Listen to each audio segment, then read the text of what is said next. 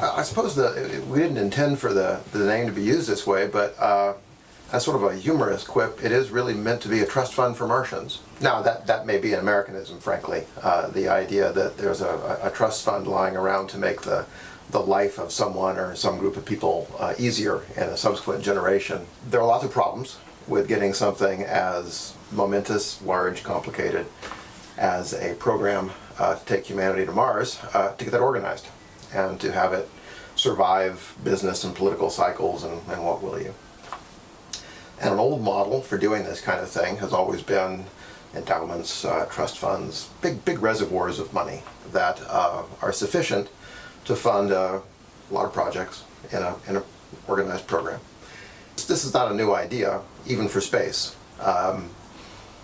It's just never been anything that could be implemented in a standard government sense. No government or mix of governments is going to provide, a chunk like $50 billion in a sort of a foundation fund that is then spent in some fashion that's independent of the discretion of whoever is politically in power at that moment in time. There's always, post-Apollo, there were a number of, I hate to say it, but autopsies of Apollo. What happened? Why couldn't it continue? Things of this sort. These were inside the government, inside academia.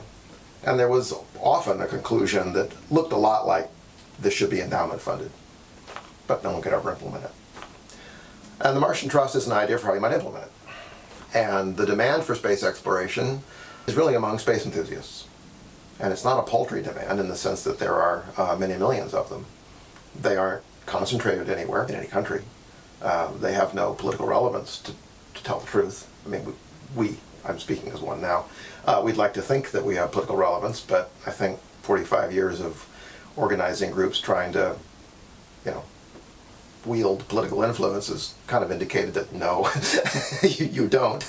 But there's still numbers, and the Martian Trust is a technique or a process, hopefully, to essentially get these tens of millions of people out of their pure spectator role of waiting for space to be given to them, engaging their interests, engaging both their entertainment and intellectual interests in a process that generates the revenues necessary to build up the fund.